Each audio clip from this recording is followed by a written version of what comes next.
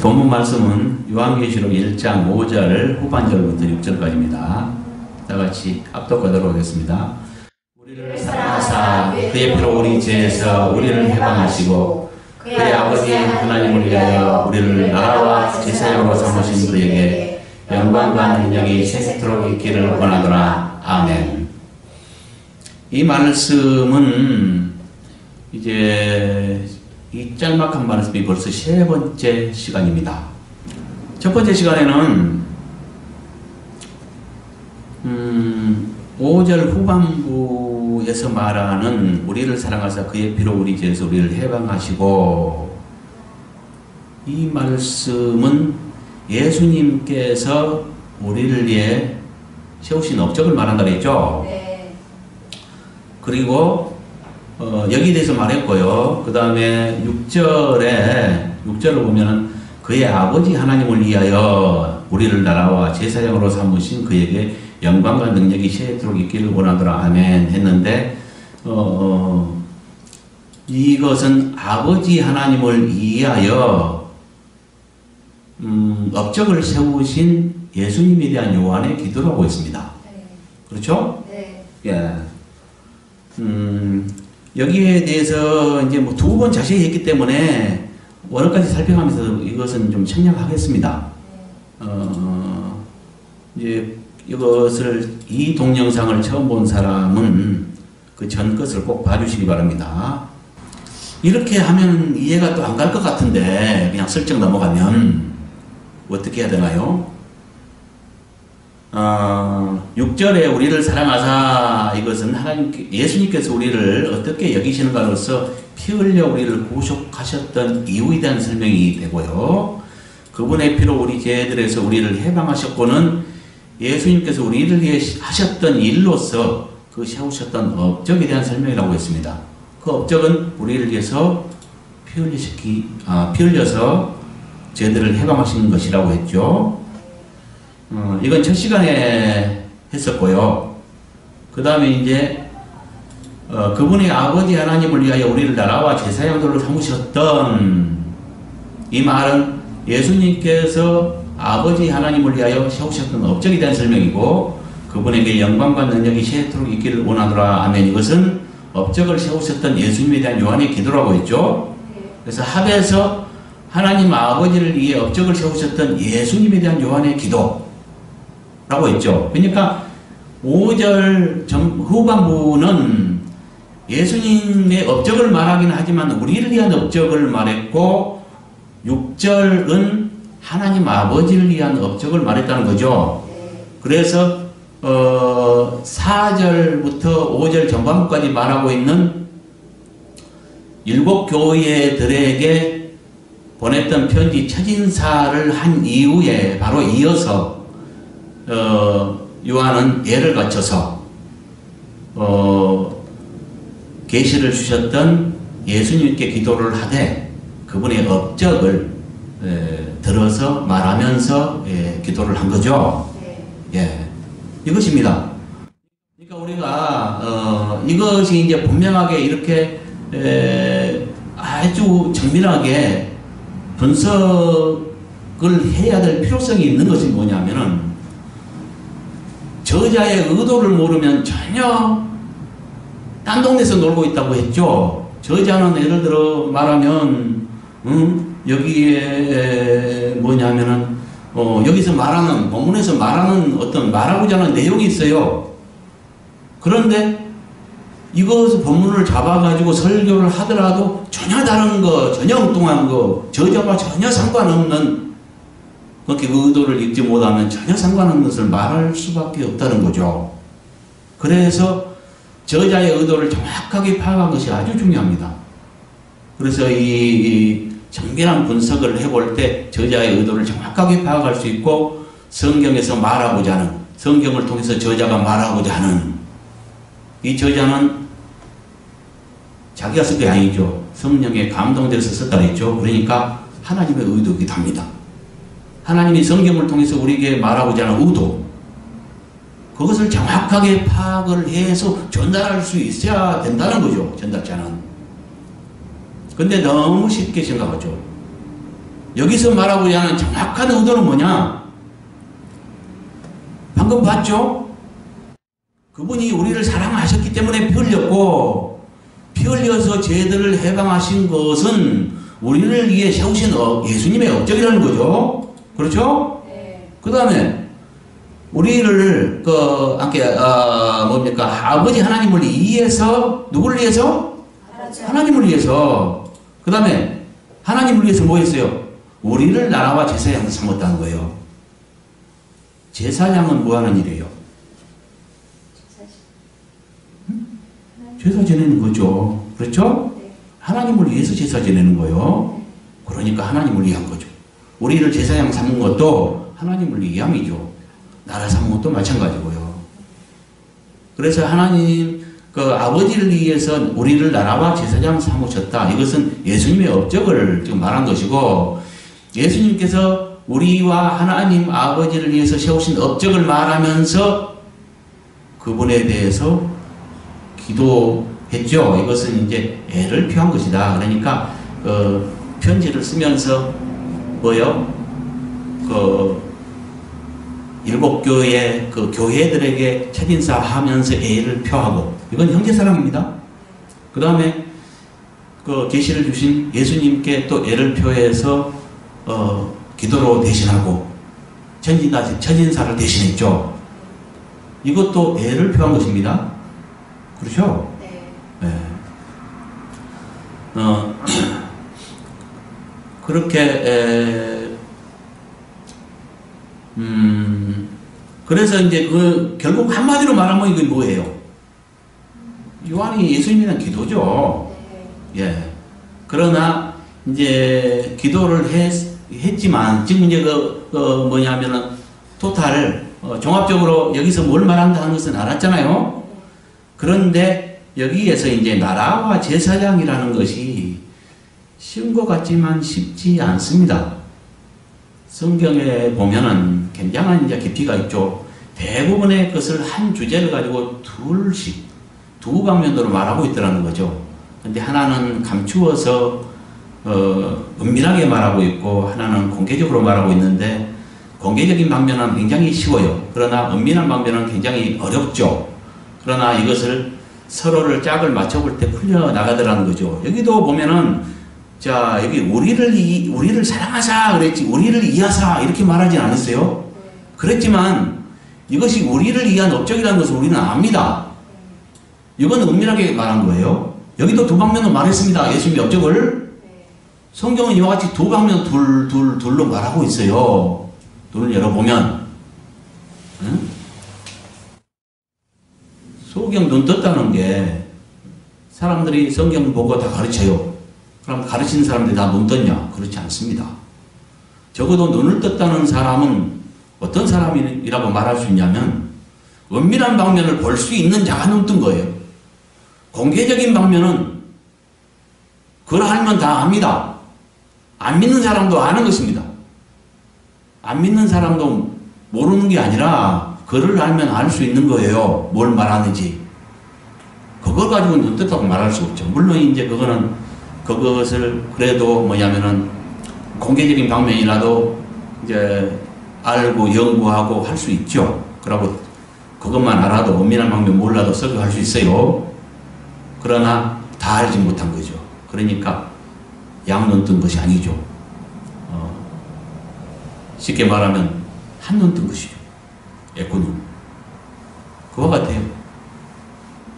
그러니까 공개적인 방면 가지고도 설교도 할 수 있고 주님을 안다고 표현할 수 있는데 깊은 것들을 몰라요.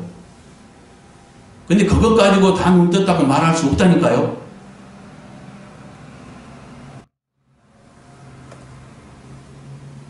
보세요. 여기서는 아버지 하나님을 위하여, 그러니까 누구를 위해서 세운 업적인가를 분명히 말하고 있는데, 여기서는 우리를 위하여라는 말이 없잖아요. 그래서 우리를 위한 업적이라는 거, 이걸 알잖아요. 예수님이 우리를 위해 세운 업적이 뭐예요? 십자가에 양팔 걸려서 피 흘리시고 그 피값으로 우리 죄를 사하신 것이라는 건 누구나 알잖아요. 그러니까 두 방면도 말했다는 거. 이와 같이 이제 말을 하더라는 거죠. 근데 밑에 보면은 아버지 하나님을 위하여 세우신 업적에도 또 둘을 말해요. 나라와 제사장들을 잘못돼요, 우리를. 나라의 구성원은 이 앞에 말했죠.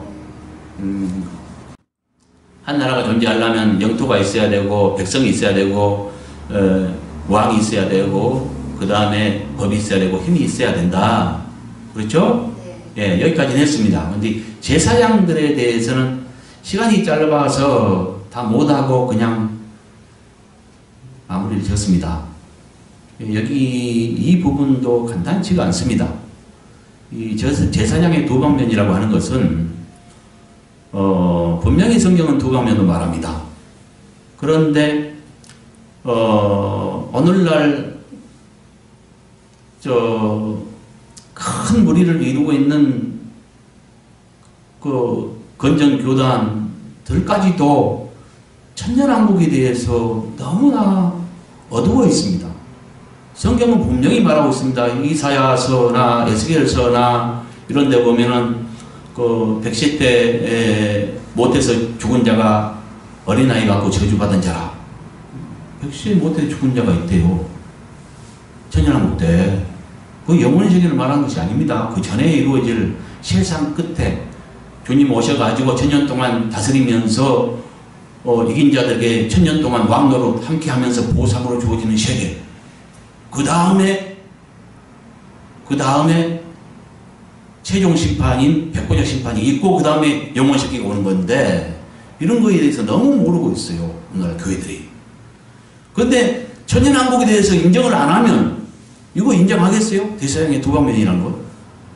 천년왕국 자체를 인정을 안 해버리면 천년왕국 때 제사장 노릇을 하면서 이긴 자들에게 천년 동안 왕 노릇을 하면서 주님과 함께 왕 노릇을 하게 돼요.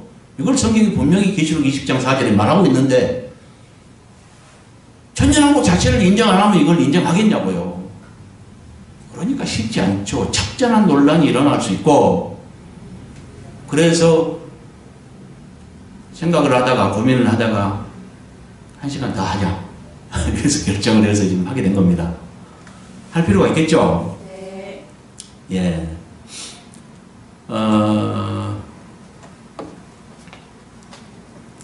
우리가 성경을 한번 찾아보자고요. 베드로전서 2장 볼까요? 2장 9절 한번 읽어봅시다. 그러나 너희는 택하신 족속이요 왕같은 제사장들이요 거룩한 나라요 그의 소유된 백성이니 이는 너희를 어두운 데서 불러내어 그의 기이한 빛에 들어가게 하신 이에 아름다운 덕을 선포하려 하심이라 그랬죠. 우리가 뭐래요? 택하신 족속. 예, 믿는 자들에게 말하죠. 너희는 택하신 족속이요 택한 자래요. 그 다음에 택하신 하나님의 백성을 말해요. 그 다음에 왕같은 제사장들이요. 우리가 누구예요?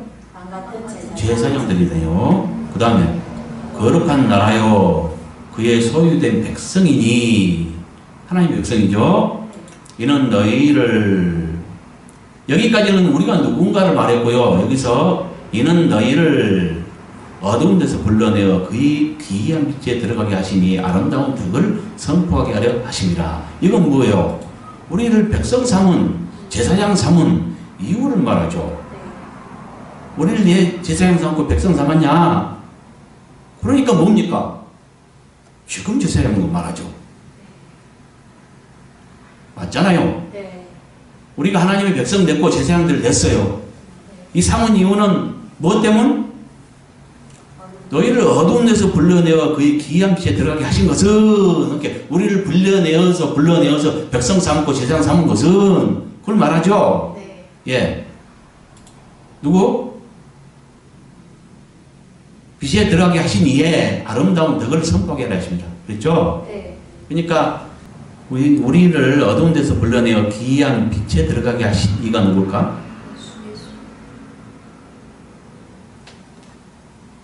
누구요?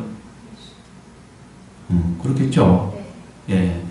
뭐 하나님 아버지께서 계획하시고 예수님께서 그 순종으로 우리를 구속하시고 그 다음에 다른 보혜사 성령께서 오셔서 그 일을 지금도 수행하고 계시고 뭐 성삼위 하나님께서 다 하고 계시죠. 네. 예, 각각 역할이 있잖아요. 예.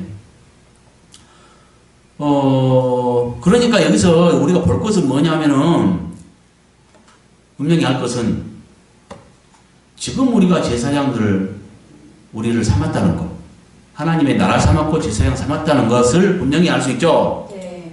예, 또 하나 찾아봅시다. 베드로전서 2장 5절 한번 봅시다.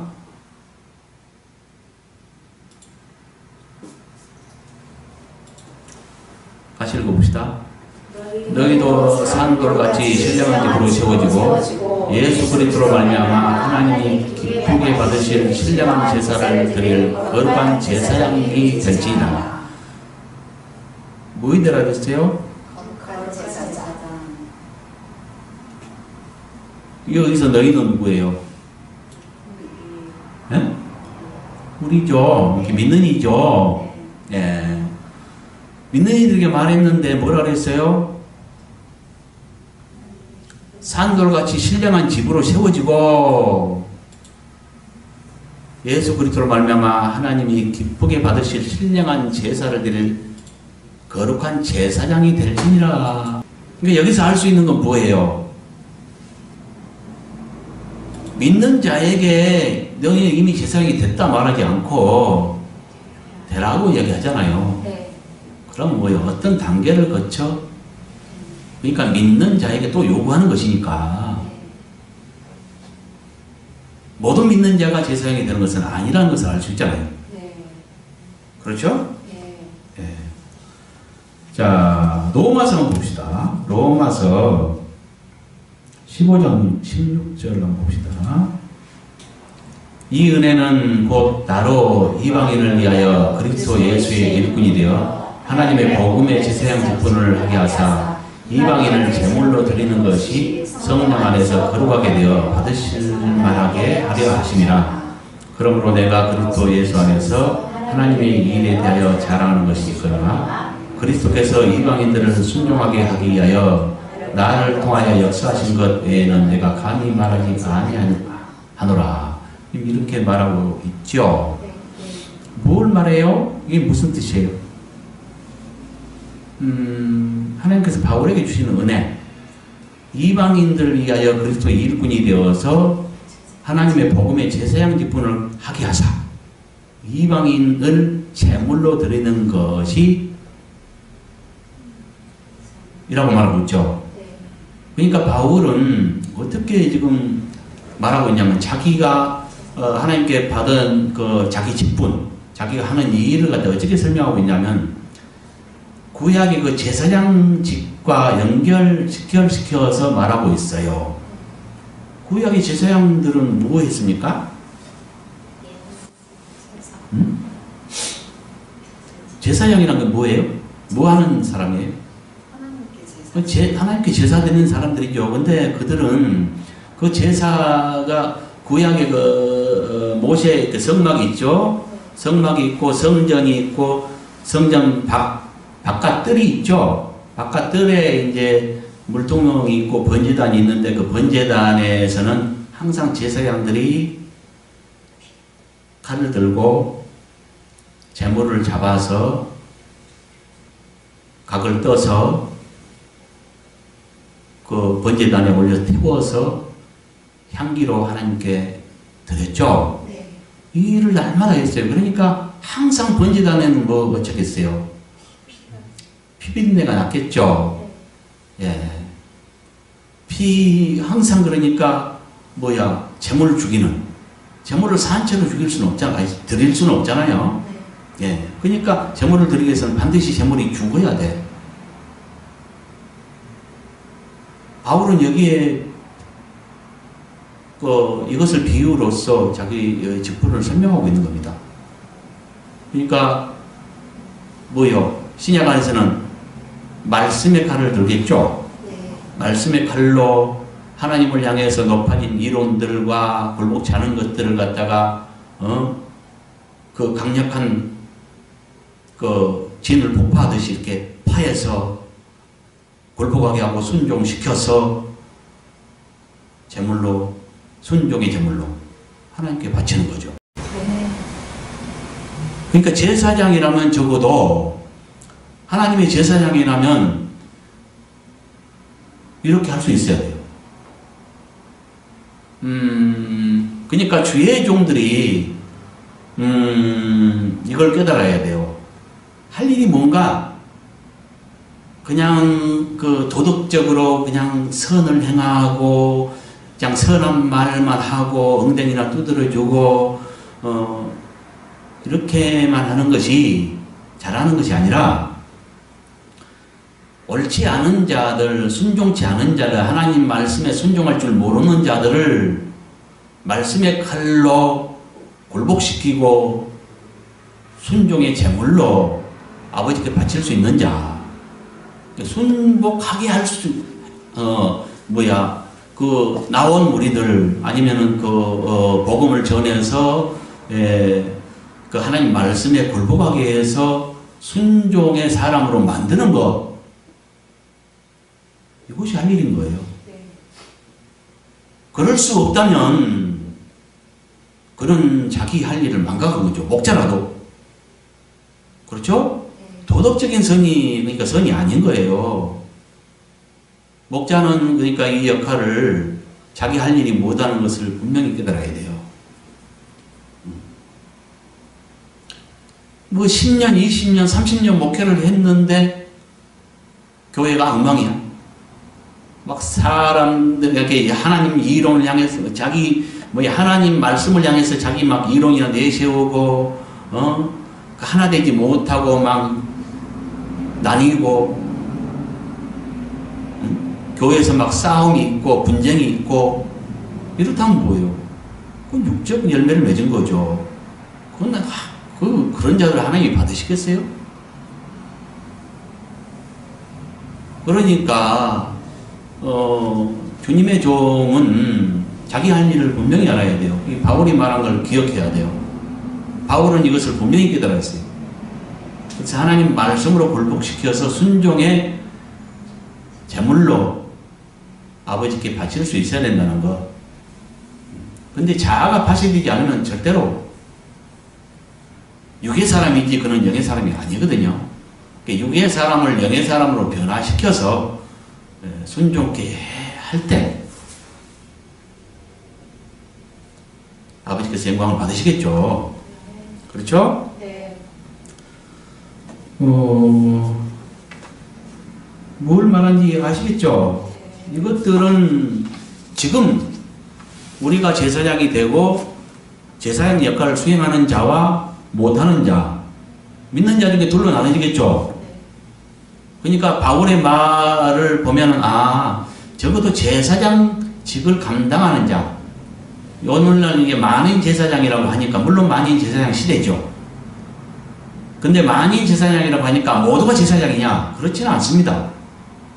적어도 이제 제사장 직분을 수행하기 위해서는 복음에 능해야 되고 성숙해야 되고 하나님께 속한, 그러니까 믿음의 사람이요 영에 속한 사람이 돼야 되고 그래야 되겠죠. 그렇지 않겠어요? 예. 그러니까 장성해야 돼요. 구약 시대에도 그 제사장직을 수행한 자들은 물론 이제 그 레위 지파에서 했고 차설을 따라 반차를 따라서 이렇게 이제 그 제사장 반에 든 자들이 반차를 따라서 이제 이렇게 했지만 아무나 하는 것이 아니고 나이 30이 돼야 수행을 했거든요. 그건 뭘 말하냐면 아무나 하는 것이 아니라 장성해야 되는 것을 말하겠죠. 예, 그러니까 일정한 나이에 이르러야 성숙해야 성장해야 될 수 있다는 거죠. 마찬가지로 영적으로도 우리가 영적 나이를, 그러니까 하나님이 자녀됐다고 모두가 제사장이 아니라 적어도 제사장이라고 말하려면은 제사장직을 수행할 수 있어야 된다는 거죠. 복음의 칼을 들고 말씀의 칼을 들고 불순종하는 자들을 굴복시켜서 순종의 제물이 되도록 할 수 있는 능력, 이런 걸 가진 자여야 되겠죠. 그러니까 여러분도 그런 능력을 갖기 바랍니다.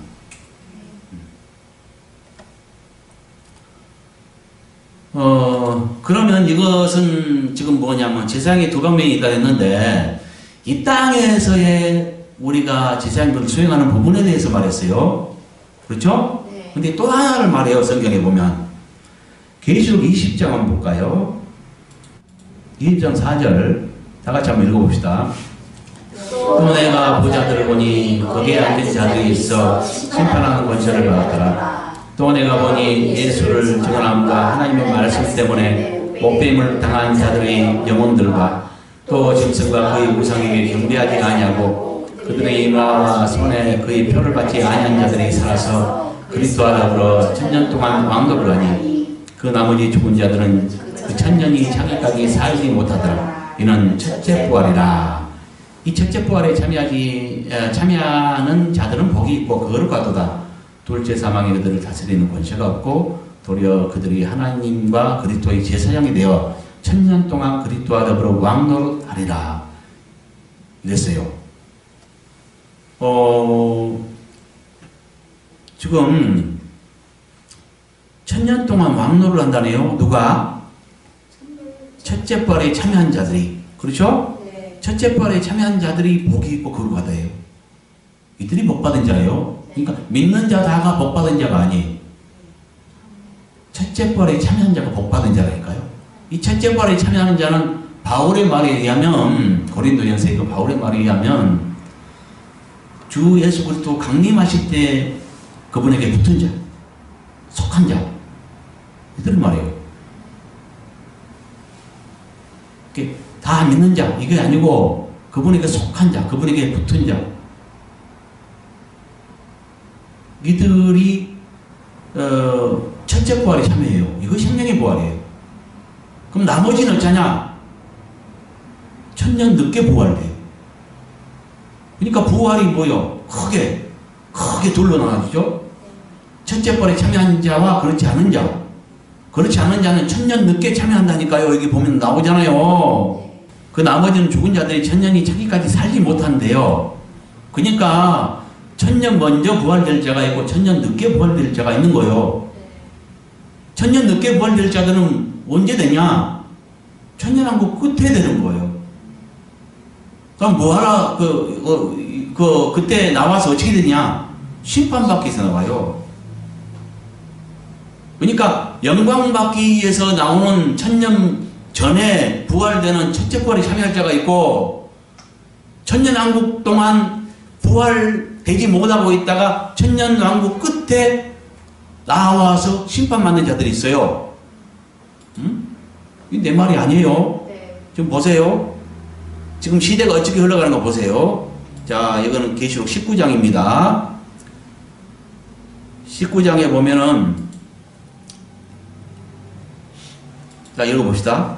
또 내가 보면 그 백성과 땅의 백성 임금들과 그들의 그 군대들이 모여 그 말탄 자와 그의 군대와 더불어 전쟁을 일으키다가 짐승이 잡히고 그 앞에서 표적을 행하던 거짓 선자도 함께 잡혔으니 이는 짐승의 표를 받고 그의 우상에 경배하던 자들을 표적으로 미혹하던 자라. 이 둘이 산채로 유황 붉은 못에 던져지고 그 나머지는 말탄 자에게로 나오는 검의 죽음에 모든 새가 그들의 살로 배부리더라. 그랬죠? 무슨 말이냐면 여기에서 그 흰 말탄 자, 요 위에 보면 이들이 흰 말탄 자라는 걸 알 수 있어요. 그 예수님이 흰 말 타고 오시는데 거기 말탄 자들이 그 흰 말탄 자들이 또 그 뒤를 따라요. 그러니까 이긴 자들과 예수님을 말해요. 백마 탄 자, 그 군대를 말하거든요. 예수님이 백마 타시고 그 군대가 그 뒤를 따르는데 주님 오실 때 를 상징해서 말했죠. 그래서 주님이 이 땅에 강림하실 때 짐승과 거짓 선지자가 잡혔다고 얘기하네요. 네. 그래서 제일 먼저 이들을 갖다가 사단보다도 먼저 불못에 집어넣어버린 자가 누구냐? 불못에 들어가는 자가 누구냐? 두 짐승이에요. 계시록 13장에는 두 짐승으로 표현했어요. 바다에서 나온 짐승과 땅에 나온 짐승이라고 했는데 바다에서 나온 짐승은 42달 동안 세계 여러 나라를 다스릴 자예요. 그러면서 자기가 하나님처럼 경배를 받을 자예요. 이는 누구냐? 바울이 말한 데살로니가전서 2장에 바울이 말한 한 불법자예요. 그를 적그리스도라고 말하기도 하고, 그는 정치인이에요. 그러니까 마지막 때 정치가 통합되고 세계 여러 나라를 다스릴 한 정치인을 말합니다. 그런데 땅에서 나온 짐승이라고 그 13장에 계시록 13장에 땅에서 나온 짐승이라고 했는데 그는 거기에서 정체가 안 밝혀지는데 계시록 13장 15절과 여기서 말하는 그 19장 20절의 이 말씀과 맞춰보면은 특징이 똑같습니다. 그러니까 계시록 13장에 땅에서 나온 짐승과 여기서는 정체를 밝혔죠. 여기서 뭐 누구라 했어요? 거짓 선지자라고 했잖아요. 이 거짓 선지자와 땅에서 나온 짐승이 똑같다는 거죠. 특징이 똑같아요. 그러니까 계시록 13장에 말하는 땅에서 나온 짐승은 거짓 선지자인 거죠. 그래서 두 짐승이 누구냐? 하나는 하나님을 대적할, 그래서 자기가 하나님처럼 경배를 받을 한 정치인과 그 다음에 거짓 선지자. 다시 말하면 정치인 중에 한 대표와 종교인 중에 한 대표. 이 둘이가 세상을 마지막 때 다스릴 것인데 이 둘을 갖다가 제일 먼저 주님이 오셔가지고 사단보다 먼저, 천년 먼저 불못에 집어던져버려요. 그 다음에 뭐 할까? 그 다음에 뭐 할까? 참 평생을 믿는 이들이 목자들에게 배우지만 주의 법에 대해서 너무 무지합니다. 참 놀랄 노자예요. 이거 순서대로 딱 나열할 수 있어야 됩니다. 성경이 분명히 말하고 있어요. 주님이 오셔가지고 제일 먼저 두 짐승, 그러니까 한 정치인과 그 다음에 그 거짓 선지자를 제일 먼저 불못에 던지고 그 다음에 뭐 할까? 마태복음 25장 31절에서 36절에 나와 있죠. 예, 거기에 이제 예수님이 이 땅에 오신 이후에 보좌를 펼치고 보좌에 앉으시고 모든 민족을 모아요. 천사를 통해서 모든 민족을 모아놓고 심판하셔요. 양염소를 나누듯이 의인과 악인을 나눠서 악인들을 불못에 던지고 의인들은 이제 창세로부터 예비된 나라를 상속하러 가죠. 그래서 천년왕국이 이제 들어갑니다. 천년왕국에. 주님 오신 이후에 제일 먼저 하는 일이 두 짐승을 불못에 던지고 그 다음에 모든 민족을 모아놓고 그 산자예요. 산자. 죽은 자를 그때 살리는 게 아니에요. 그러니까 백보자 심판과는 천년 차이가 있는 거예요. 이걸 혼동하고 있어요. 산자 심판이 있고 죽은 자 심판이 있는데 마태복음 25장 31절부터 46절에 그걸 양념소 심판이라고 많이 말을 하는데 정확히 말하면 모든 민족 심판입니다. 모든 민족, 살아있는 모든 민족을 모아서 심판하는 거예요. 그래서 산자 심판이라고 말하는 거예요.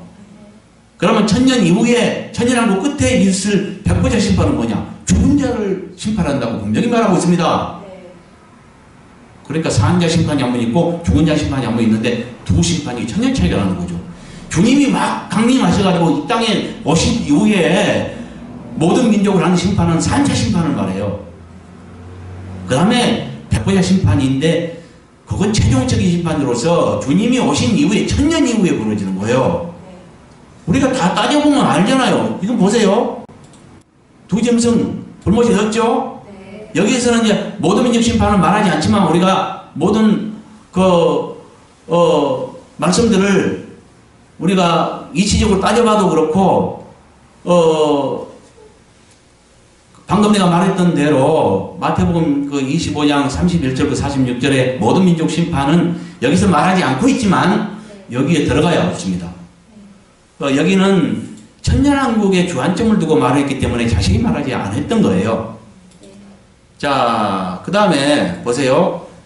두 짐승 불못에 던지고, 야, 천년왕국이 있다는 거 증명할 거예요. 주님이 오셔가지고 두 짐승 불못에 던지고, 그 다음에 뭔 일이 벌어져요? 여기 보세요. 사단을 잡으죠? 네. 사단을 잡아서 무정행에 던져야 장가요. 근데 무정행은 유황불못과 다릅니다. 다시 나올 수 있는 일시적인 고가 같은 것입니다. 무정행에 던져 잠그고 몇 년 동안? 천년 동안만 장가요. 자, 던져 잠그고 인봉하여 천년이 차도록 만국을 미혹하지 못하게 가둬놔요. 그렇죠? 네. 그러니까 마귀가 없으니까 이제 전쟁도 없고 평화의 시대가 오는 것이에요. 전쟁이라는 건 사단의 미혹을 받아서 욕심 때문에 전쟁을 일으키는 거예요. 그런데 사단이 너가 무정행에 갇혀버리니까 이제 미혹하는 자가 없으니까 천년왕국 때는 평화의 시대가 진행되는 것입니다. 육신을 가지고 살아요.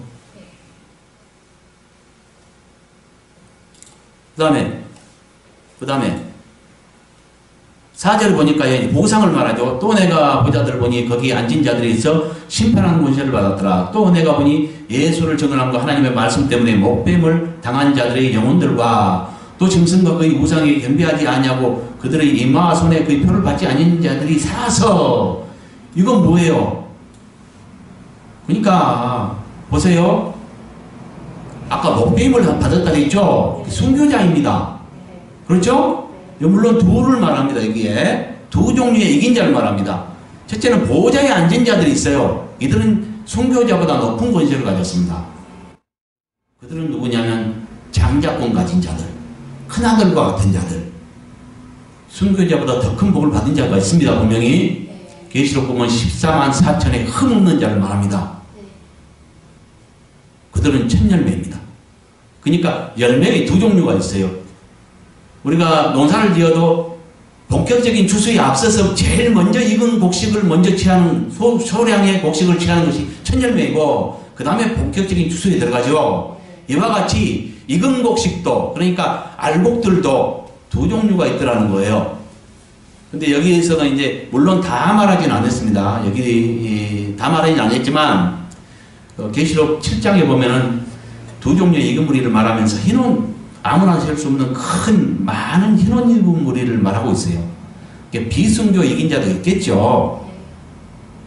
그러니까 여기서 다 말을 하지 않았다, 대략적으로 말했다 하는 것을 알 수 있어요. 그러나 어쨌든 여기서 두 종류를 말한다는 것, 두 종류 이긴 자, 앉은 자들과 그 다음에 순교자들을 말하되 두 시대를 나눠서 말하고 있어요.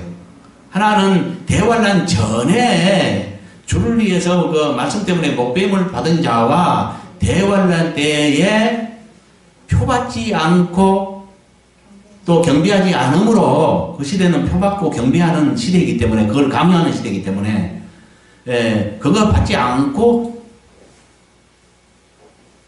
안타가 죽임을 당한 자들, 목배임을 당한 자들이 다시 살아나서 천년 동안 왕도를 한다는 거예요. 이게 천년왕국이에요. 그러니까 천년왕국 때 보상받을 자에 대한 설명입니다. 이들은 몇 년 동안? 임기 천년 동안 왕도를 해요. 그랬죠? 그 나머지 죽은 자는 천년이 차도록 살지 못해요. 이걸 첫째 부활이라고 해요. 그러니까 여기서 설명이 좀 이상하게 됐는데 이 4절 끝에 이 말이 붙었으면 참 좋았어요. 천년 동안 왕도를 하니 이는 첫째 부활이라 이러면 이해가 쉽죠? 그 나머지는 천년 동안 살지 못해요. 이 첫째 벌에 참여한 자가 복이 있고 그런 거다 그랬죠? 예. 이들은 뭐요? 하나님과 그리스도의 제사장이 되어 제사장이 된다 그랬네요? 그러니까 아까 주님 오시기 전에 지금 이 시대에 바울도 제사장 노릇을 한다 그랬고, 베드로도 말하기를 제사장, 지금, 그러니까, 그 시대의 제사장을 이야기했잖아요. 그러니까 뭐요? 은혜 시대인 지금, 천년왕국 오기 전 장성한 자들, 하나님의 복음을 들고 말씀을 수행할 수 있는 그런 어떤 역할을 할 수 있는 자들, 이들은 제사장 노릇을 하고 있겠죠. 네. 그 한 방면과 시대가 바뀌고 주님이 다시 오신 이후에 사단 감금시켜버리고 그 이후에 1000년 동안 보상으로 주어지는 보상의 세계가 있는데 그 이긴 자들 또 순교한 자들 이들을 갖다가 1000년 동안 왕노를 하게 한다고 말하고 있잖아요. 네. 그렇죠? 네. 이들이 하나님과 그리스도의 제사장이 되어 1000년 동안 그리스도와 더불어 왕노를 한대요. 몇 년 동안? 1000년 동안. 1000년 동안 그렇게 보상으로 주어지는 왕 같은 제사장이 있다는 거죠. 네. 시대가 다르죠. 네. 은혜 시대에 왕노를 할 자가 아니 제사장 노릇을 할 자가 있고 잘 살아서 하나님 뜻대로 잘 살고 순교하고 이렇게 함으로써 흠없게 되거나 순교하거나 이렇게 해서 옳게 산 자들은 보상으로 1000년 동안 왕 같은 제사장이 되기 위해서 보상으로 준다하네요. 그러니까 뭐요? 두 시대에 걸쳐서 제사장을 얘기하네요. 그 제사장은 두 방면으로 말하고 있다는 것이 밝혀지죠. 이걸 누가 부인해요? 근데 또 아니라고 막 우기면 또 무조건 우기는데 또 할 수 없어. 성경이 이렇게까지 말하는데도 아니 눈 좀 뜨고 보면은 애를 쓰고 눈을 갖고 안 보려면 몰라도 아니 눈이 있으면 볼 수 있잖아요. 우리가 깨달을 수 있잖아요. 계시록을 떠나서는 답이 없습니다. 이런 아주 중요한 시대에 관한 것도 내가 지금 계속해서 시간마다 계시록에서 정답을 말해주고 있다는 것을 지금 증명하고 있습니다. 여기에서는 지금 뭘 말해요? 이것도 정답입니다. 딴 데서 말해주지 않는 천년왕국, 그러니까 시대의 그러니까 어떤 뭐랄까 성경을 보면 여러 시대가 있죠. 각 시대가 있는데 지금 은혜 시대인데 은혜 시대 전을 뭐라 그랬어요? 율법 시대라고 말할 수 있죠. 지금 신약 시대라 한다면은 그 전은 구약 시대라고 말할 수 있고 그 신약 시대에도 마지막에 대환란 시대가 있어요. 그러니까 둘로 나눈다고 말할 수도 있겠죠. 배도 시대가 있습니다. 그리고 구약 시대에도 둘로 나눠집니다. 율법 시대와 율법 전 시대 이렇게 나눌 수 있습니다. 그렇죠? 율법 있기 전에는 율법으로 판단하는 게 아니죠. 양심을 따라서 판단한다 했죠. 양심을 따라 심판하는 것이고 율법 시대는 법이 있기 때문에 율법이 기준이 되어서 심판하는 거죠. 법이 다르니까 분명히 그 시대가 다르잖아요. 더 세분할 수도 있지만 이렇게 간단히 나눠도 구약 시대를 둘로 나눌 수 있고 신약 시대도 둘로 나눌 수 있습니다. 그 다음에 신약 시대가 지난 대환란 시대가 지난 이후에 주님이 오시고 천년왕국 시대가 분명히 있다는 걸 말합니다. 보세요. 또 7절 같이 읽어봅시다. 천년이 참에 사단이 곡에서 놓여 나와서 땅에 사방 백성과 곡과 마곡을 미워하고 모아 싸움을 붙이리니 그 수가 바다의 모래 같으리라. 그들이 지면에 널리 퍼져 성도들이 힘과 사랑하시는 성을 두르며 하늘에서 불이 내려와 그들을 태워버리고 또 그들을 미워하는 마귀가 불과 유황못에 던져지니 거기는 그 짐승과 거짓 선자도 있어 시대토록 밤낮 괴로움을 받으리라. 보세요. 뭔 말이냐면 천년이 차니까 사단을 옥에서 아까 무적엔 내놓았대요. 내놓으니까 뭐이 벌어져요? 전쟁이 벌어지죠. 그 전쟁은 사단의 미혹으로 벌어지는 것입니다. 사단 하나 탁 집어여버리니까 평화의 시대가 진행되어 버려. 그걸 천년왕국이에요. 그렇죠? 네. 그럼 사단은 왜 제일 미운 애들을 제일 먼저 오셔가지고 제일 먼저 집어 던질 것 같은데 아니었단 말이에요. 왜일까요? 사단을 써먹는 거예요. 못된 자 잡아내려고. 욕심부리고 못된 자 잡아내려고.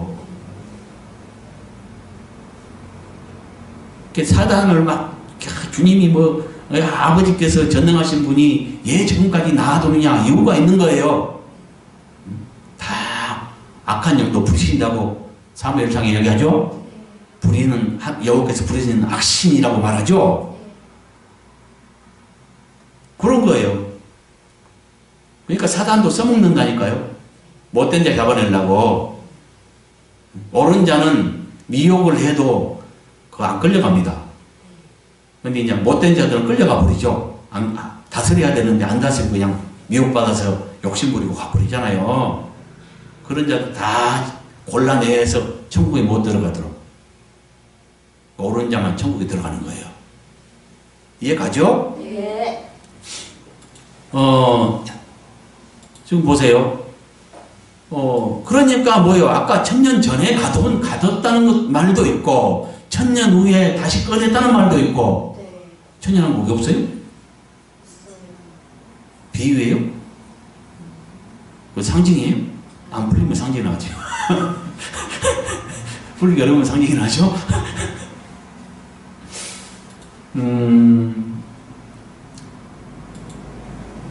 지금 사단이 노예 나와서 땅의 사방 백성, 그러니까 천년왕국 백성들은 왜 이럴 필요가 있냐면, 천년왕국 백성들은요, 1000년 동안 사탄 없는 곳에서 살았어요. 그러니까 한 번도 시험을 안 받아갖고 미혹을 받지 않았습니다.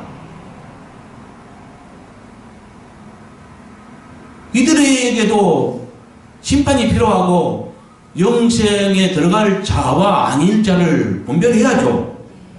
그래서 사단을 감금해 놨던 거예요. 1000년 동안. 그 1000년 이후에 이제 천년왕국 시대 끝에 이들을 최종적으로 심판을 하죠. 심판하는데 사단을 내놔볼 때 사단이 미혹하니까 미혹에 넘어가서 전쟁에 쳐들어간 자. 그래서 하나님이 사랑하는 성을 두른다죠. 쳐들어가는 거죠. 예. 그럴 때 미혹받은 자들을 갖다가 하늘에서 불이 내려서 다 소멸시켜버려요. 영을 소멸할 수 있다고 생각해요? 육신이에요. 천년왕국 때는 육신을 가지고 살아가는 거예요.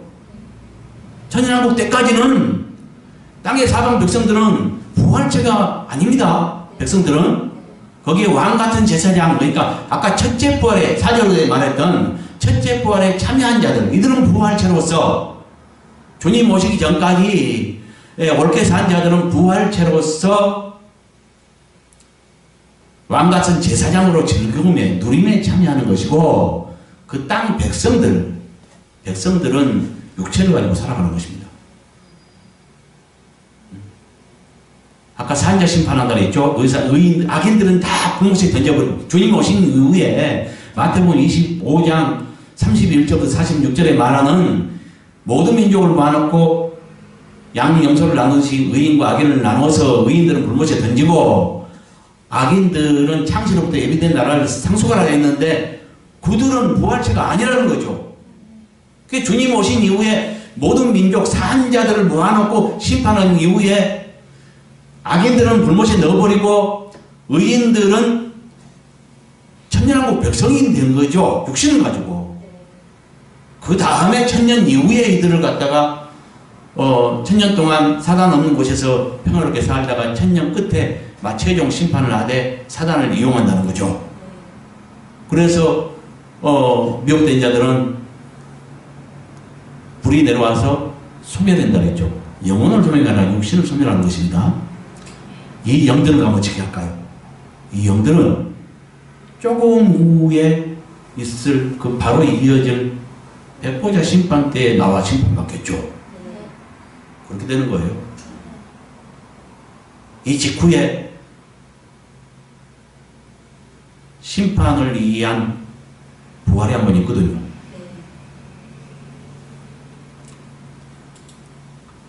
그렇게 풀어지겠죠? 네. 예. 그러니까 여기 보세요. 어디 증명을 하냐면, 이들을 시험한 후에, 사단을 내놓아서 그 땅 사방 백성을 시험한 후에, 이제 마귀를 유황 붉은 못에 던지죠. 네. 그런데 거기에는 먼저 들어온 자가 있대요. 마귀보다 먼저 들어온 자가 있죠. 네. 짐승과 거짓 선지자. 네. 이들은 천년 먼저 아까 들어갔잖아요. 네. 이렇게까지 자세하게 이 시대가 있다는 것을 증명하기 위해서 자세하게 말하고 있잖아요. 그럼 이것이 상징이 뭐에 대한 상징인가?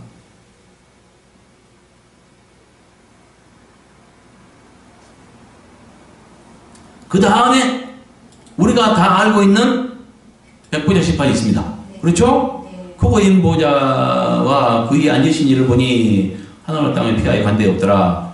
또 죽은 자들이 여기서 보세요. 자, 죽은 자 심판인 거예요. 아까는 산 자, 모든 민족을, 모든 살아있는 민족들을 모아서 심판했어요. 그때 부활시키가 아닙니다. 네. 이해 가십니까? 네. 그러면 천년왕국이 있어요, 없어요? 있어요. 분명히 존재하죠. 네. 이것을 아니라고 해요. 그러니까 오늘날 무천년, 전천년, 후천년, 설, 각설을 갖다가 주장하고 각 어떤 교파들이 그걸 채택하죠. 그래서 뭡니까? 부천연설은 뭐요? 따로 천년왕국이 있는 것이 아니다. 이렇게 후천연설은 주님 오시기 이렇게 천년왕국이 있는 이후에 주님이 오신다. 그러니까 주님 오시기 전에 천년왕국이 진행되고 천년왕국 끝에 주님이 오신다. 이것이 후천연설입니다. 전천연설은 주님이 오신 이후에 천년왕국이 진행되는 거. 그러니까 천년왕국 전에 주님이 오신다. 천년왕국, 다시 말하면 주님이 오신 이후에 천년왕국이 벌어지는 것이 전천연설이에요. 좀 말도 헷갈리죠? 천년왕국을 말한다면 그걸 기준 삼아서 천년왕국이 늦게 되면 후천연설, 천년왕국이 먼저 되면 전천연설 이래버리면 쉬운데 그 천년왕국을 말하면서 또 주님을 기준 삼아서 말하니까 굉장히 거꾸로 표현되듯이 이렇게 복잡합니다. 어쨌거나 그걸 말해요. 학설이. 후천연설은 그러니까 나중에 천년왕국이 진행되는 걸 말한 게 아니라 전에 되는 걸 말해요. 주님 오시기 전에. 전천연설은 주님 오시기 전에 천년왕국이 있는 것이 아니라 후에 있어요. 그러니까 천년왕국 전에 주님이 오신 것을 전천연설이라요. 어쨌거나 이런 이제 그 세 가지 학설을 가지고 이렇게 이제 또 어떤 교파들이 각자가 어떤 것을 택해가지고 막 우리는 이걸 믿는다 저걸 믿는다 하지만 우리는 어떤 설을 믿는 것이 아니라 성경이 이렇게 분명하게 말하기 때문에 성경을 믿는 겁니다. 이 장로교회에도 애석하게도 천년왕국에 대해서 박치를 못합니다. 천년왕국이 따로 있다는 것을 가르치지 않습니다. 그러나 성경은 분명히 말하고 있다는 것. 이것도 계시록에서야 분명히 밝혀져요. 물론 에스겔서입니까? 거기 하고 또 이사야서나 이런 데서 말하고 있지만 아주 분명하게 답을 말해주고 있는 것은 요한계시록입니다. 계시록 20장이죠. 이와 같이 계시록은 정답과 같은 책이에요. 이런 중요한 책을 이단책인 것 마냥 소홀히 한다면 정답을 모르고 신앙생활 한 것과 같은 거예요. 하나하나 증명돼 가잖아요. 그러니까 이제 결론 났죠? 제사에는 두 방면이 있더라. 은혜 시대에 진행될 은혜 시대에 그러니까 그 장성에서 수행할 그 제사장이 직이 있고 은혜 시대에 옳게 살고 잘 살아서 이긴 자 또 순교자가 될 때 그들의 보상으로서 천년왕국 때 그러니까 은혜 시대가 끝나고 주님 오신 이후에 천년 동안 진행될 그 천년왕국 때에 보상으로 주어지는 왕 같은 제사장이 있더라. 아멘. 아멘.